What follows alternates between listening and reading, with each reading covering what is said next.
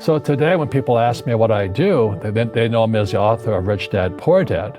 I just say I play Monopoly.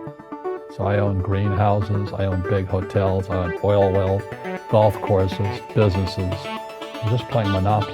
That's all I do.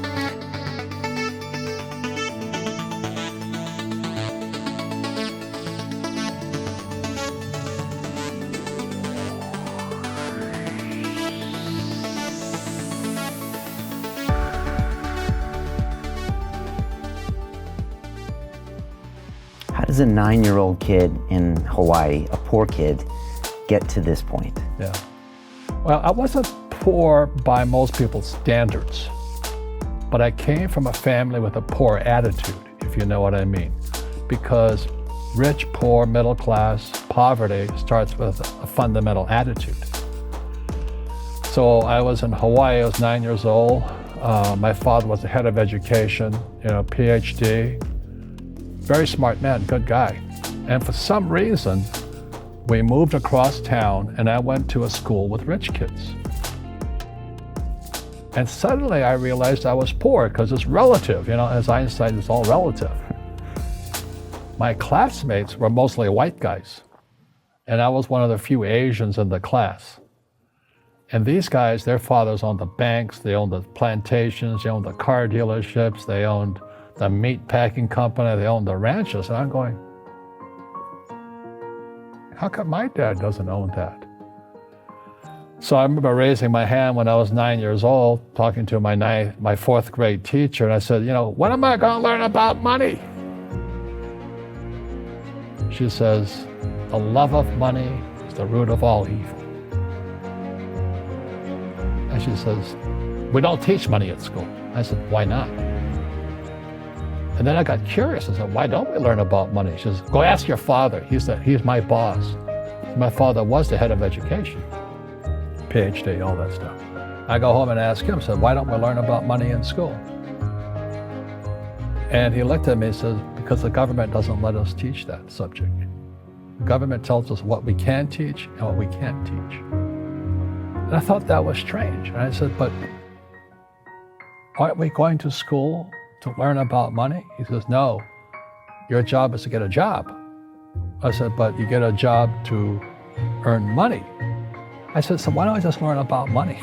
I can skip the job part, And he got flustered and he said, look, if you want to learn about money, why don't you ask your best friend's father about money? He says, because Mike's father is an entrepreneur. And I said, what are you? He says, I'm an employee. I'm a government employee. And I went, oh, what's the difference? He says, the difference is an entrepreneur must know about money, or they're no longer entrepreneurs. And he says an employee doesn't have to know anything about money because the government will take care of them, the company will take care of them. So I'm all confused. But I took my dad's advice and I trundled over to Mike's father's office and knocked on his door and I said, hey, I'm here, 9 years old. Teach me about money. He says, beat it, kid, But that's where the story of Rich Dad, Poor Dad started. And finally, through persistence, my rich dad started teaching me about money on one condition. And that condition was he would never pay me. He says, the moment I pay you, you think like an employee. He says, that's the trap. Entrepreneurs work for free. And now I'm 9 years old, my head's going cracking in half. He says, you never want a paycheck. You understand that, kid? I said, okay, I got it. And he said, well, how do I make money? He says, that's what entrepreneurs figure out. It's like, so I would work for free. I'd pick up cigarette butts and get hotels and restaurants, and I would clean and do menial tasks. And as I got older, I started getting into office work and marketing and accounting, and I was an apprentice basically, but I always worked for free. And he would teach me about money, but the way he taught me about money was playing Monopoly. And finally one day I got upset. I said, well, when are you going to teach me about money? He says, what do you think we're doing? We're playing Monopoly. He goes, no. What do you think we're doing? So I don't know.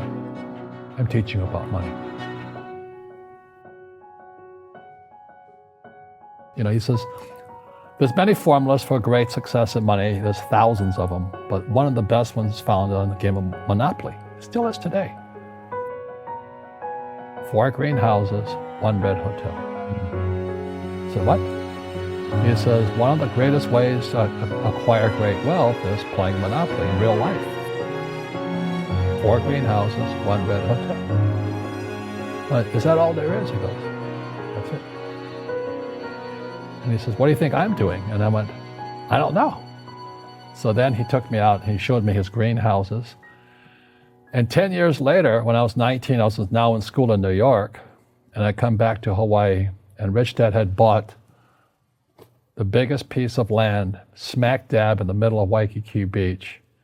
And when you go to Waikiki Beach today, you'll see the Hyatt Regency Hotel. That was his hotel. Just like the game of Monopoly. Just like the game of Monopoly. Acquired assets and they became bigger assets. He just kept what's called an assemblage, because that property wasn't that big at the time. So he had to buy out all the small guys. Because Waikiki was a little dirt water little town. So he'd buy out this shop owner and buy that shop owner. And it took him a while, but he finally assembled this large piece of property. And then he and Hyatt put up this giant hotel. You know, it just sold for $800 million. So that's how I learned about money. And that's because he refused to accept a paycheck.